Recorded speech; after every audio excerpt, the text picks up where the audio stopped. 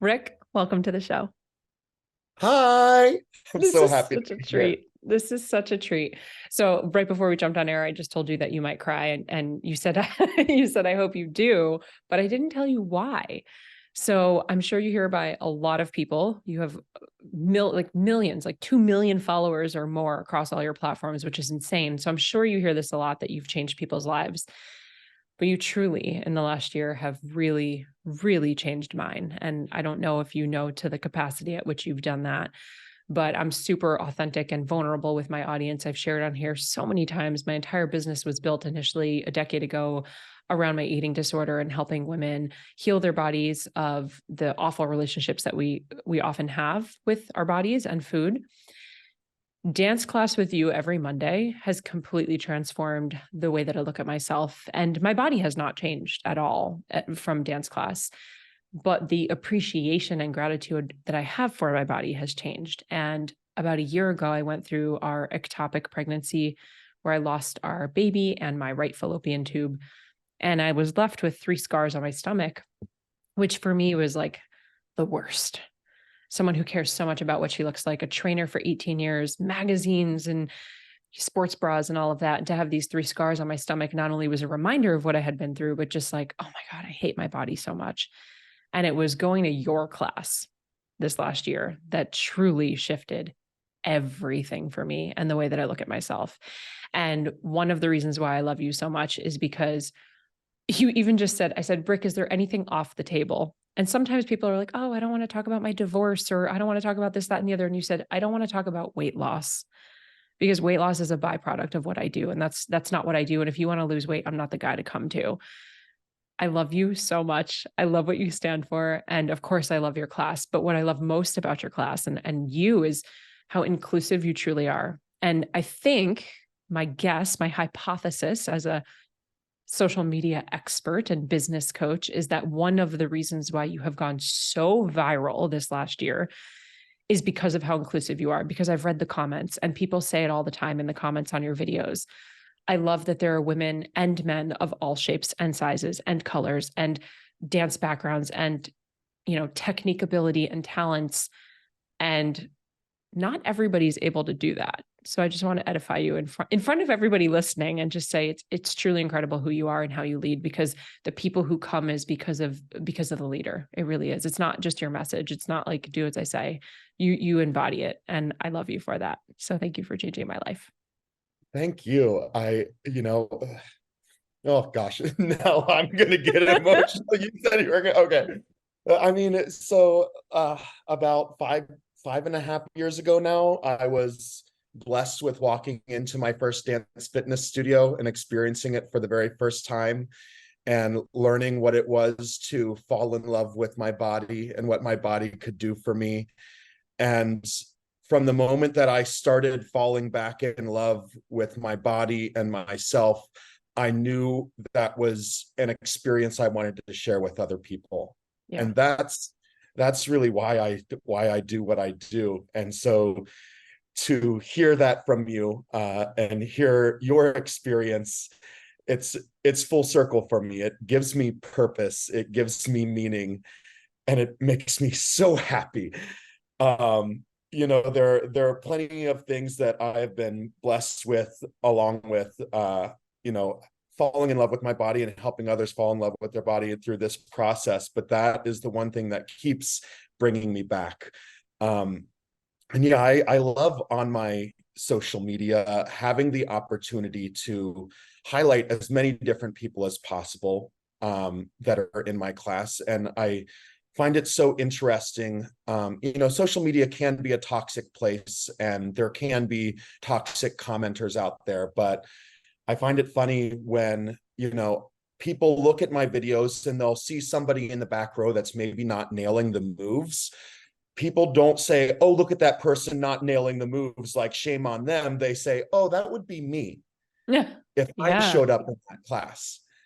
And that is what brings people to my class, is seeing that not everybody's perfect, seeing that one of my favorite videos is me pushing my friend Aisha up to the front of the class when it's like the first time she's ever danced to this song, and she's shaking her head, no, I don't know what I'm doing. And I just push her up there, and there she is, just trying as best as she can, showing up as best as she can, and yeah, maybe stumbling along the way, but just being absolutely perfectly imperfect. And that is what yeah, people are drawn to, and what ends up bringing people to show up to my class, and why my class sells out, because they want to have the opportunity to evolve unapologetically. They want to have the opportunity to make mistakes in an environment where it's okay. And that's what we try to offer. How do you create the environment to do that, though, for someone? Because a lot of our listeners are not going to be necessarily hosting classes in person, but most of our listeners are digital entrepreneurs and coaches who have containers, right? Maybe they have virtual masterminds and coaching containers, one-on-one clients. What are some of the things that you do? Maybe it's accidental, maybe it's just your beautiful smile and your energy that you give off, but what are some tactical, tangible things that someone listening could actually do to create that safe environment for their own clients? One of my favorite business lessons I've learned over the last year, I learned from you. Oh, geez. And I repeat this constantly. I repeat this to the turn up instructors, and it was you stating that my ideal client is a past version of myself. Mm-hmm. So what I do is I speak from my own experience, I speak from my own failures, and I speak from my own struggles, and share the lesson that I learned from those struggles and from my experience. And then I say, that's the lesson that you can learn through me. Yeah. You know, we've had conversations about making I statements versus you statements. And what I've found is magical on social media is, I'll give you an example of what I mean by like the you versus the I statements. So I can say, you will not find a consistent workout program until you truly find what makes you happy and what moves you. So find what moves you. That's like an example of the you statement. But Right. what really works for me is to make that the I statement. And the I statement is even more true than a you statement. And the I statement is, I did not find a consistent workout program until I found something that made me happy, and I found what moved me. And then I showed up consistently to my workouts. So find what moves you. Mm. And I can cap my I statement with a you statement because I speak from the lesson that I learned from my own experiences. So I try, when showing up on social media, to speak from my own experiences versus making assumptions about other people's experiences. And in sharing my own struggles and my own tribulations, that's what inspires other people to say, yes, I'm on that exact path right now myself. And so I'm willing to show up for myself. Yeah. It's so counterintuitive because a lot of social media experts and gurus and messaging and copy experts would say that you want to create authority. And so by using you, sometimes it creates more authority because you're telling the audience member what is true. But on the flip side of that coin, by you saying you're actually lowering the defense guard, because when you project onto me that you think that I know that you know me, our subconscious mind sometimes creates a wall. And it's like, no, you don't tell me how I feel. I don't feel like that. But when you speak from just this place of, I've experienced this, I felt this way, I did this thing and it worked for me, maybe it would work for you too. It sort of just opens the doors up for curiosity for the listener. That's at least how I see it. Exactly. So it's brilliant. It's brilliant. It's so good. Okay. We have to talk about it. We have to talk about it. So let's go there. This time last year, it's December 7th when we're recording this. So January 20th of last year, you had a couple thousand followers on Instagram. How many? Like, to be exact, I had about 7,000 followers on Instagram. okay, so not small, not peanuts. Someone listening could say that that's really large. Oh my gosh, why would you do anything for 7,000, right? But you had 7,000 followers on Instagram. You wake up on January 21st and you have now how many followers? At the present day, I have 730,000 followers on Instagram. From January 21st to 2 weeks later, I had picked up 140,000 followers in just a 2-week period off of one viral video. Y'all, this is January of 2023. We're talking about this is not January of 2016. It is not the same landscape that it used to be.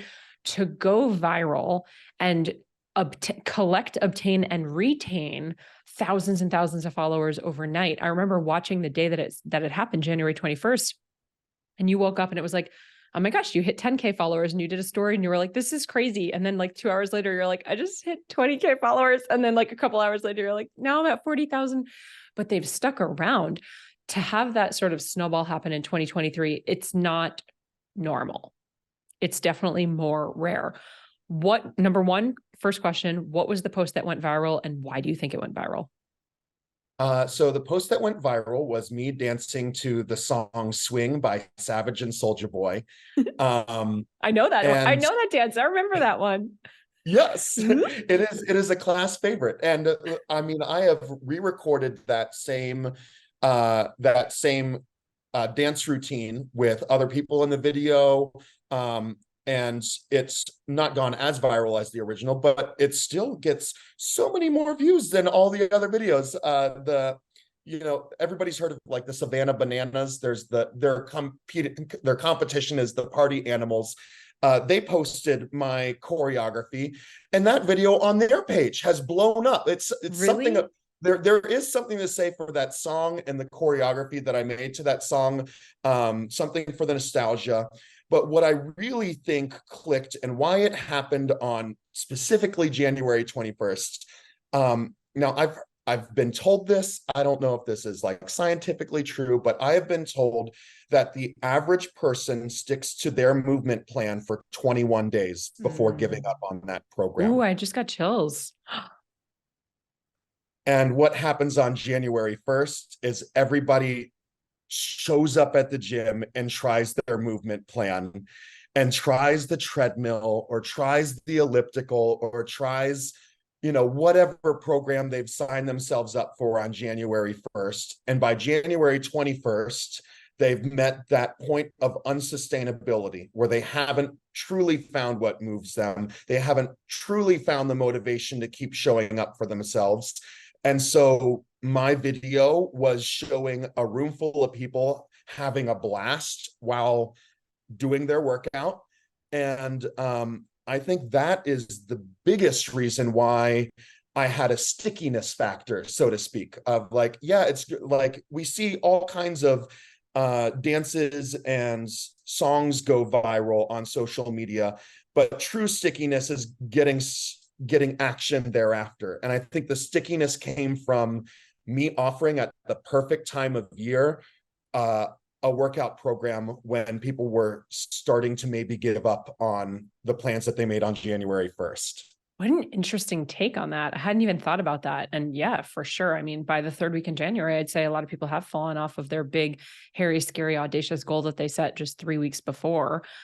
What I think is interesting, and you can go surfing through all the content because you have so much content that you've put up at Big Kid Rick on Instagram as well as other platforms. But that, along with all of your other dances that you put up, they're not provocative. Like you're not putting out stuff that's I hate to say obviously, but sex sells.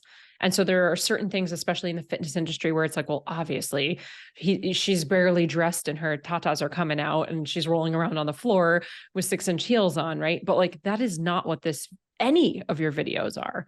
So I just think it's so interesting too, that it just was people having fun. And I am in the very back. You cannot see me in the video, but I was in that class.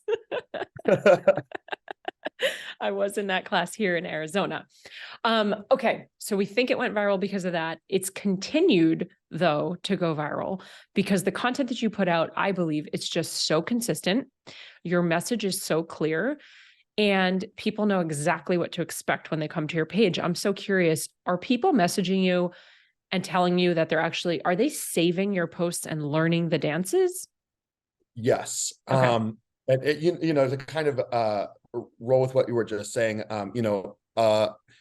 anybody can go viral by farting in a jar and setting that fart on fire.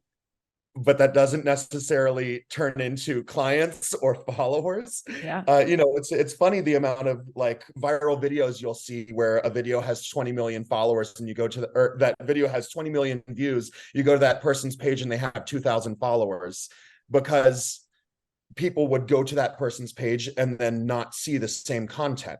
Right. Whereas somebody saw that video of me doing swing, went to my page and saw, oh, wow, he has a bunch of similar content available on this page. And that's why, they end up hitting the follow button. So yes, what has actually kept me engaged in social media, because social media was never a big part of what I wanted to be spending my time doing. And online Whatever do workout. you mean? You don't love sitting behind the phone editing reels and posting content? Exactly. And online workouts were never part of what I wanted to do, but it is the people at home. It is the people getting up off of their couch for the first time, Yeah. and dancing in their living room to my YouTube videos, or getting up off the couch and saying, oh, this is a dance I can do. They've seen plenty of other dances that they said, I can't do that, but something gets them up off the couch saying, I can do this. And that's what has kept me posting on social media. It's not this gratification of like the swelling of followers that has happened over the last year. It's been those messages of the people saying, Rick, for the first time I got off my couch and I did a workout for the first time in 3 years. Or I saw your videos and this inspired me to attend a turn up dance fitness class in my area. It's when I look at my Linktree numbers and I see I see 30,000 people have clicked on my link to find a turn up class in their area. And to be clear, cool. Turn Up is the name of the class I teach, Turn Up Dance Fitness. They have certified instructors all throughout the US and Canada. So the fact that my videos are inspiring action is what keeps me going, even more than just looking at those numbers rise. Yeah. Let's stay there for 1 second. So we actually have not had Tansy on the podcast yet. She will be coming on. So for those listening, first of all, you have definitely seen some turn up stuff go down, because my network of friends, we all go to class. Actually, a bunch of my friends are certified. I post that I go to class on Mondays. I've gone to class in other cities. And Tansy, who happens to be the founder of Turn Up, is in our elite mastermind. She's been in our elite mastermind in 2023. She's joining us again in 2024. So you've seen her, you've seen us dancing together on TikTok, and you are one of the certified instructors under that umbrella. Let's talk about Turn Up for a second. When the class that you went to 5 years ago with a friend dragged you to this class, was that a Turn Up class, or was that just a different dance fitness class? It was a different dance fitness format. It was called Vixen Workout, which I do still love Vixen Workout to this day. It is a very it's more sexy choreography than hard-hitting hip hop, which is more how I define if I were to compare the two formats. Vixen is a little more sexy. Turn Up is a little more hard-hitting hip hop. Today's top 40 kind of music. Yeah. And Jess is like a flopping fish out of water, just trying to follow along. That's my style. Yeah. Yes, Turn Up is a little more accessible to first timers for sure too. So yeah, I got my start with the Vixen Workout and was teaching Vixen Workout, and my friend Alex Ostro wasn't able to get certified in Vixen. It just wasn't working calendar wise. And so she told me she was interested in getting certified in this format called Turn Up Dance Fitness. And she's like, you got to check out this girl Tansy and see what she's doing. And I said, okay, Alex, if you go get certified in Turn Up Dance Fitness, I'll go with you and I'll be moral support. And like, I'll get certified along with you. So I went into training and certification having really no clue what Turn Up Dance Fitness was, having no clue who Tansy was, but it was that process of certification, meeting Tansy and seeing the culture that immediately sold me on Turn Up and made me say, I'm not just going to get certified in this. I'm going to teach this. Mm. And later I was teaching turn up dance fitness. How And long ago was this? this was in February of 2020. I was the Wow. last live in-person certification before coronavirus hit. Wow. And then did you so a month later you start teaching classes, and at that time, was it virtual that you were teaching?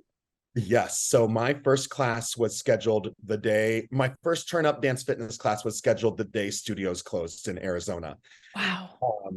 And so that weekend, I rallied a plan for our entire fitness studio for how to provide online classes. And so my first turn up class was a virtual class. Amazing. And by the way, like, you have a 9 to 5 job this whole Yes, I time. do. Okay, I so work can for you a just bank by glaze day. over that for like just a quick second? Because it's not in theater, it's not in dance, it's not in fitness. Yep, I work for a bank 9 to 5, and it's it's a good job. It pays me well. I am shocked to say now that like my side hustle pays me more. So we'll see where things go over the next year. Oh my Um, God. yeah, but right now I'm a single man with a dual income on my own between my 9 to 5 and my dance fitness side hustle and the videography side hustle to my side hustle. Incredible. Congrats. That's huge. I remember the first class I came to, we were talking after, and I was like, wait, you work for a bank? Like, I Yeah. thought you were doing this full time. That's amazing. Okay, so your first class you teach is virtual. At what point are you in studio? Were you scared to teach in studio live? Because it's a big transition and you're not coming from a fitness background. Right. So to be clear, I was teaching Vixen workout before Right. teaching Oh, you turn did up. say that. So uh, you know, it was probably a good thing that my first classes were recorded online, because I was not prepared for the amount of energy that teaching a turn up dance fitness class would take. Yeah. Uh, and by the time that we were back live in studios, yes, I had put on a few pounds courtesy of sitting at home from coronavirus and my regular schedule being disturbed. But I was just not at all prepared for the amount of energy that teaching a turn up class would take. And so my first few turn up dance fitness classes I taught as a collaboration with other instructors, because I said there's no way I'm going to be able to do an entire hour-long class all by myself. Yeah. And here I am now able to teach a 90-minute class all by myself. How many classes a week are you teaching now? I'm teaching 4 classes a week now. I occasionally 5 classes a week. And you have a crazy wait list. Your classes sell out like literally in seconds. It's impossible to be able to get in if you're not a part of the wait list. Yes, it's the best worst problem to have, because I will announce my monthly schedule and it will sell out literally within an hour. My Yeah. entire month's schedule will sell out within an hour. And then it's what's been why it's so difficult and why it's like the worst problem to have is I have had people that have been dancing with me now for 4.5 years as an instructor that my obligation is definitely to them first and foremost, because they're the ones that have helped me build this community. And that's something I'll never forget is I am where I am because of the community around me. So it's so difficult to try to make sure that all those people still get a spot while still trying to be a little bit fair to the general public, Yeah. and allow anybody to get a spot that wants to show up for themselves. Yeah. And you're also putting stuff on YouTube. So for the person who's not local to wherever you are, do they have an opportunity to do full classes? Yes. So if anybody searches Big Kid Rick on YouTube or searches my name, Rick Coffey, on Google, I do have half-hour workouts available on YouTube. And I have about 10 of them available now. And my schedule's been about once a month, I make a new workout available on YouTube. Where are you finding the time to do this? That's a good question. I'm like, Once I'm a so month, honored that you're even on this podcast right now. I'm like, this time is so precious. once a month, I batch my YouTube content and get it all out of the way within a 2-hour time slot. Yeah. And at this point, we've become professionals at it. We've become professionals at being unprofessional, is what I like to say. In that, like, on the YouTube videos, you'll see and no disgracing these formats where everybody looks perfect in the video. When I do my YouTube shoots, you will see people messing up in the back Yeah. because it's not like they've been practicing or rehearsing. And that's part of part of what I think makes my online YouTube classes beautiful, is that it says you at home can be messing this up and struggling as well. Just look at that person in the video that's struggling along with you, and they're smiling the whole way through. Yeah. Well, and you have like the best reframe ever. At the beginning of every class, you always say it's just an accidental solo, right? Yes, there Yeah. are no mistakes in this workout. There are only accidental solos. I So love when it. you get your solo, work your solo. Own it. Own your mistakes and own the flaws in the process. It's so good. I'm actually embarrassed that I haven't even asked you this yet. It was just like an assumption because I know what it is, which that's terrible as an interviewer. Can you break down for a second what dance fitness is? Yes. Okay. So dance fitness, I'm going to say the word Zumba, and a lot of people out there will know exactly what Zumba is. It's a follow-along Jazzercise. class. Yes, or jazzercise. I just dated It's a myself. follow-along class where an instructor stands at the front of the room and repeats dance moves over and over while music plays. If you've ever been to a club and everybody knows a line dance, you know how, like a line dance, the moves just repeat themselves over and over. So maybe you struggle through that first verse, the second verse, you're kind of getting the moves, and by the third verse, you're really rocking that line dance. That's what dance fitness is. It's a follow along hour class with a playlist where you're not spending time breaking down moves. You're just following along as best as you can for an hour straight to the music. Yeah. So that's and every dance fitness format has its own offerings. Zumba tends to lean into more Latin culture. Turn Up tends to lead more into top 40 radio music and hip hop music. And every dance fitness has its own special thing. But I say dance fitness is dance and it's fitness. That's kind of obvious. But to me, dance fitness, most importantly, is its community and its culture. Yeah. Yeah. There is no culture without community, and there is no community without culture. So why I say that is it takes every single person in the room showing up and dancing ruthlessly, evolving unapologetically, and living loudly to create that experience. Every single person has to contribute to the culture. And when every single person is doing that together, we create a community.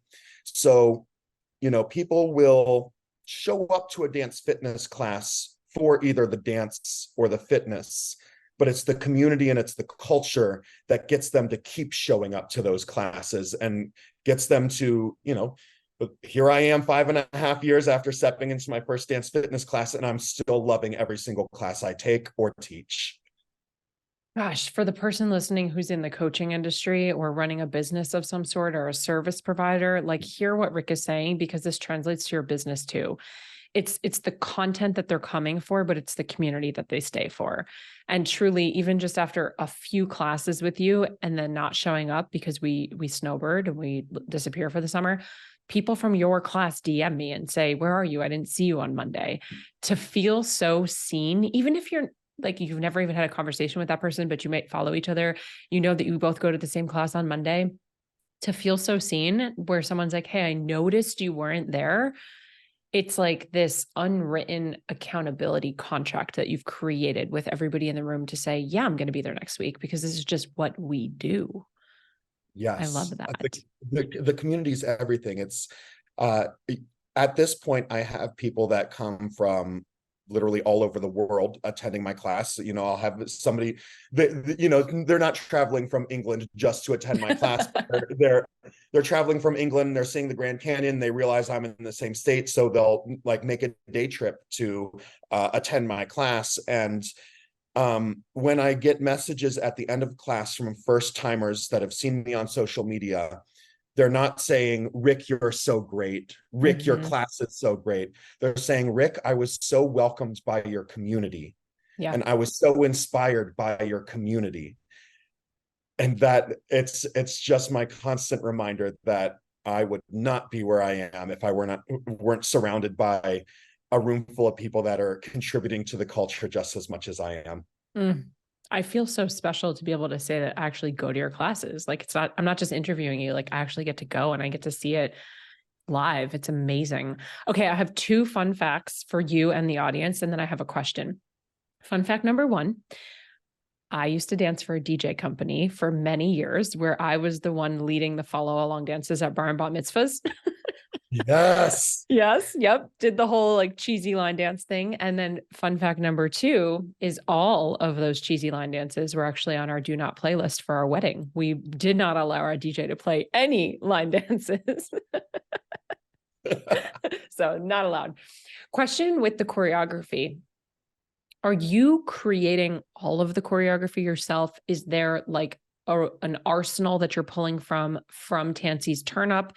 Are there certain moves that you have to put? Is there a certain amount of the class that has to be like 80% has to be her choreography? Like, what does that look like?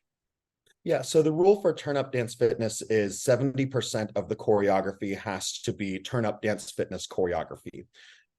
Tansey creates, I'd say, about 80% of what is available in the Turn Up arsenal, but there are contributions from other instructors. So I have had my own choreography become part of the Turn Up arsenal, or you know, other instructors throughout the country contribute to the arsenal. And then 30% of the class is either my own choreography or the choreography from my friends that I've been inspired by. And that's one of the things that I've been so happy with my social media going viral, is to be able to highlight some of my friends and my friends' choreography and get them seen on a wider platform, because they deserve to be seen. It's one thing to be talented, but I forget which Malcolm Gladwell book it is, where he says, talent must be met with opportunity in order to succeed. Yeah. And so I love, whenever possible, to showcase my talented friends, because they deserve the opportunity to be seen and to see the same amount of success as I have. Oh, so good. It's so good. Were you a dancer growing up? I was not a dancer growing up.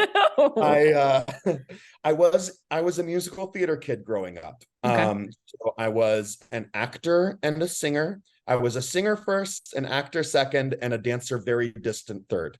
So, you know, if you were looking at a musical like Les Miserables or Sweeney Todd, where there's no dancing whatsoever, I'd get cast in those in a heartbeat.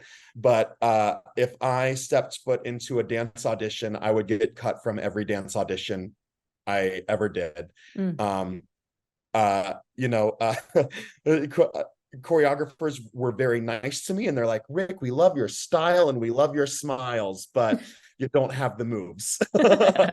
So I'm curious, have you carried a belief at all throughout your life that you weren't a good dancer or that you couldn't do choreography? Yeah, absolutely. And to this day, I am a beginner dancer. There's no arguing about it. Like I am a beginner level dancer. But what I've acknowledged along the way is that no matter where somebody is in their dance journey, they are going to be inspiring, because the world is filled with people that do not have the courage to step foot through that door for the very first time and show up to a dance class. So by merely having the courage to show up and step foot through a door, to show up for a dance class, and oh my God, even take a video of that dance and post it, no matter where somebody is in their dance experience, they're going to be an inspiration to somebody. there's what the beauty of dance is, there's always going to be somebody that looks up to you and always somebody for you to look up to. Yeah. I think so much of it too often is just like looking up to the act of doing it, not so much the moves, the 1, 2, 3 pop, the 5, 6, 7, 8. It's like, oh, wow, they're doing it. And that in itself is the most inspirational, aspirational part. Curious how you have worked through the courage to show up, especially when you don't consider yourself, you say I'm a beginner, I wasn't a dancer. I don't know what the journey of choreography has looked like for you, if it was a struggle at all, or if you've ever had any mindset gremlins that have gotten in your way. If you have, I'd love to talk about that. But how do you show up and be courageous when something is new or scary? Oh boy.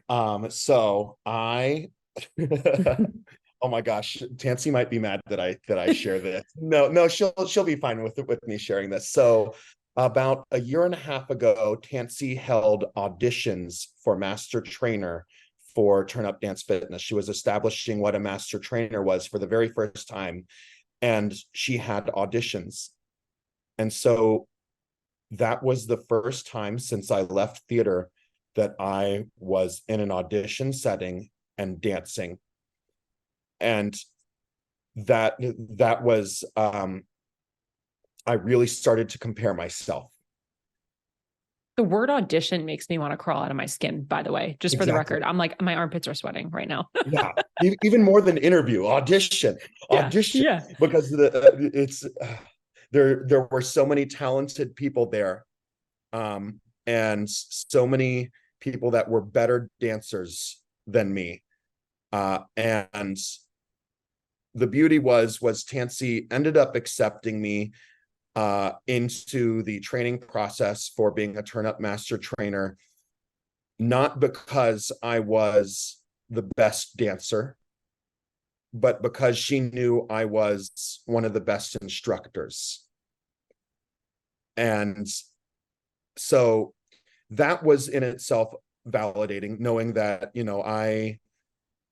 I've earned a place next to better dancers than me simply because I'm a better teacher.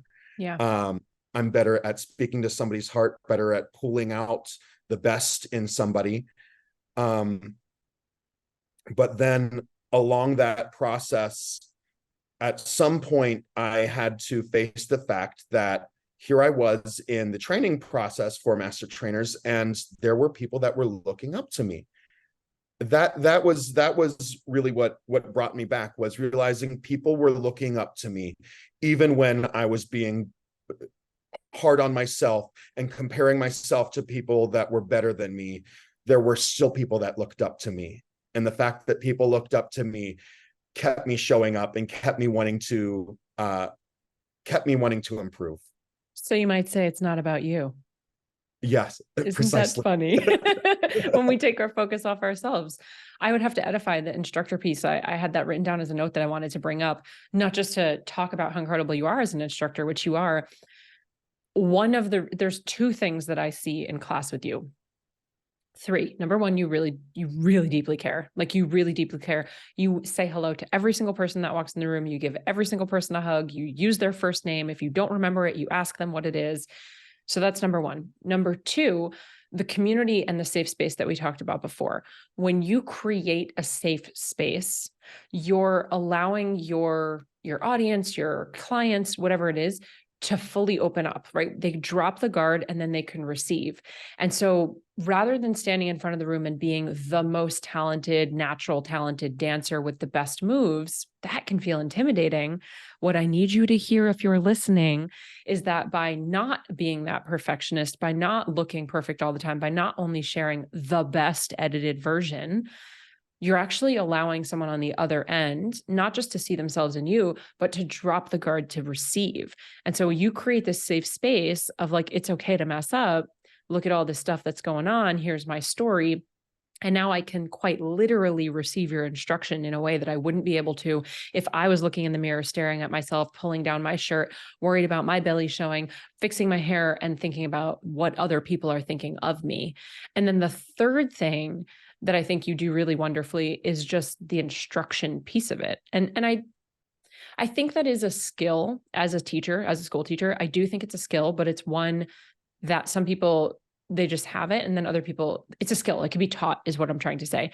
You break things down in a way that are really, it's really digestible. I've been to a lot of dance classes, and sometimes the instructor just goes so quickly, or they have so much extra swag or like flair that I'm like, I can't even tell what your body's doing because you have so much extra pop going on that there's no way I can do that. And so even if you're able, you, Rick, are able to do the flair and the pop and the extra booty and the zhuzh, you oftentimes don't when you're teaching it, and you strip it down in a way that I'm like, oh, I can do that.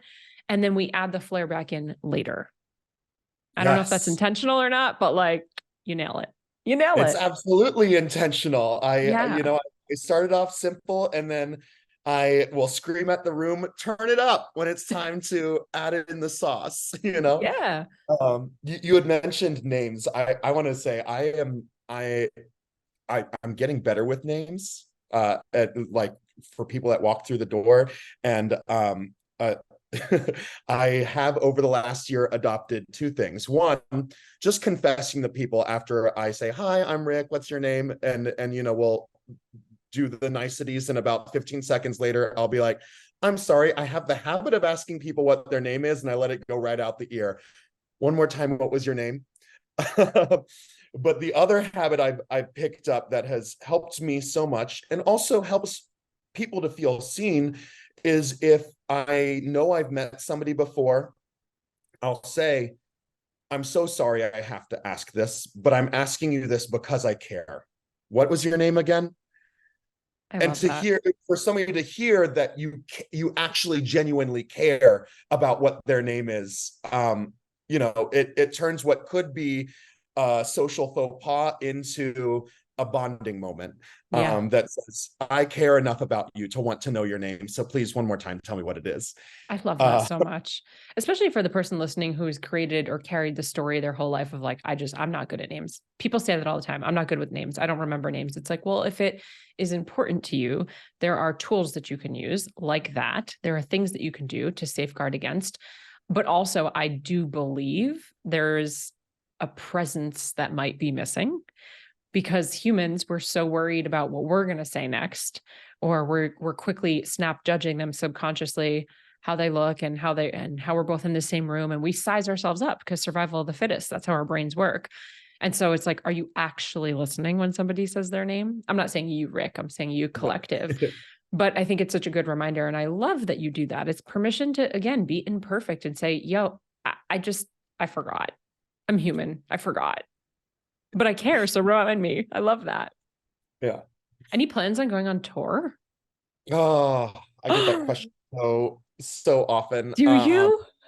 Yeah. I um No, the Give short the answer people is what they no. I want. do not have Oh, plans okay. to go on tour because, as I said, a big part of the magic of my class is the community that I have. If I Mm, could bring, 15 people along with me on tour, then maybe. But the real magic happens here in Arizona, in the home and the community and the culture that we've established here. Um, so I do try about once a month. I'll go to a different city and teach a class. It's just not the same. It really isn't. And I'll try my best to create that sense of culture and community, and have people hold themselves accountable for contributing to the culture.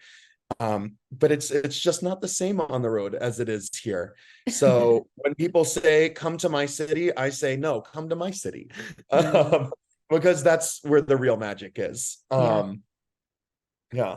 The For the we've been record, if you went on tour, they'd all go with you. You know that, right? I do have my regular and dear friend Melanie has literally traveled from California to Florida to be in the front row of my classes. That's incredible. And it's so nice to be able to have some people come along with me when I do travel. Um, we've spoken a little bit about like inclusivity and community, and to me, the importance of community. And there's one thing I wanted to say, about my social media and about that inclusivity and about that culture. I said one of the most valuable lessons I learned from you is that my ideal client is a past version of myself. But I also recognize that I am a white man in his mid-30s, and I do not identify with every body type. I do not identify with every race. I do not identify with every age. So I do try my best on social media to represent all of those people, to highlight my clients, no matter what their level of dance experience is or no matter who they are, because those places where I do not speak to somebody and I cannot share the experience, I know there's somebody in my class that can become relatable to a wider audience. Yeah. So I love having the opportunity. You speak very often of content pillars. I learned what content pillars are from you. But when I teach social media to dance fitness instructors, I talk about types of content, meaning like not necessarily themes, but the types of content. And one of the types of content that is incredibly important to me is client shout outs, because that's where not only can I celebrate people and celebrate their wins and celebrate the community's wins, but also I can start to reach a wider audience that I myself, as a white man in his mid-30s, may not be relatable. Yeah. Well, you did such a great job of it. I mean, the second someone lands on one of your pages, whatever page it is, like you said earlier, number one, it feels like a party. And number two, I would say within one swipe of the finger, someone can probably feel seen, connected, relatable. I have your Instagram page open on the computer, like next to the Zoom. And I just did like a swipe through, and it is just a party. I mean, and you're so consistent, and your page primarily on Instagram, it's pretty much all reels. I'm so curious. Were you on Instagram before reels were around? I joined Instagram in 2018 when I started taking dance fitness classes. I had body image issues before attending my first dance fitness classes, and Instagram was purely a visual medium, and I didn't think I had a place on Instagram until I started showing up to dance fitness classes and people saying, Rick, you're great. Like, you should get these videos out there. And through a combination of learning to appreciate where my body was at that time and knowing that what I had to share was worth seeing, I decided to get my Instagram set up. And so the short answer is 2018 was when I started Instagram. And back then, I think it was like we were limited to 50. We were very limited in terms of what video content we were able to put out there. Were you putting video content up? I was. All of my I was putting video content up, and then I was putting up pictures of me from skinnier days and acting days, because I wanted to remind people that I was skinny once and I had value once. And I scroll back and look at those first posts, and that's where I get a true appreciation for how much I've learned to love myself and love my body over the last 5.5 years. Is seeing how I showed up on social media then versus now. I actually just got there. I got to the first one. Oh yeah. I was scrolling. The first one is in front of Horseshoe Bend. Yeah. Oh, I posted God. that because I thought I looked so skinny in that picture. And then like you'll see a few posts up, there's like a almost emaciated Rick in a Shakespearean production. Unbelievable. Oh my gosh. I could talk to you all day. I'm like, I feel like there's so many places that I want to go for these last few minutes before we get into some rapid fire questions.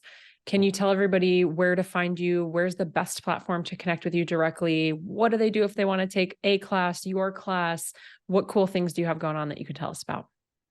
So I'm available across all social media platforms at Big Kid Rick. It's all one word. Or if you The Google mind search plays me, tricks on you when you see it, though. I'm just telling you right now.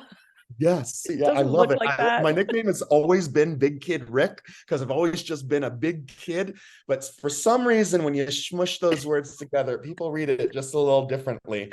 Um, A little I'll just say dirty. they switch the D and the K in their minds. Or you can just Google search my name, Rick Coffey, Coffey, and I'm so pleased to say that I now have like a Google badge that says I'm an internet personality. Ooh. That was when I was like, I made it. I have a Google badge. I feel like I can say I knew you when. Yeah, you can. It was just a year ago too. No, you are the most humble. Okay, so Big Kid Rick, or you can just Google Rick Coffey. What do you have going on? How can people get onto your wait list if they're going to be passing through Arizona?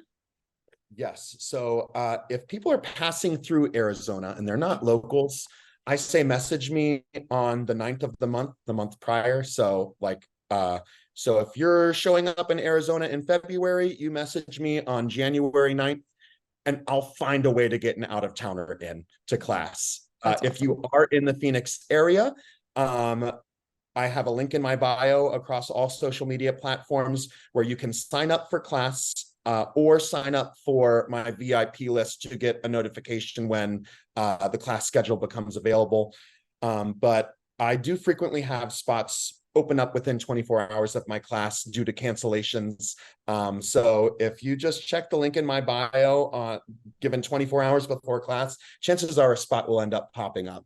Amazing, amazing. And for anyone that is in the Phoenix area, the studio currently that you're using is in Tempe. Yes, Tempe, Okay, Arizona. perfect. You ready for some rapid fires? Yes, let's do this. Okay. With the insane amount of growth that you have had on social media over the last year, what would you say has been the hardest thing? And then what would you say has been the like most surprising win out of the whole thing? Like what's been the best thing to come from it?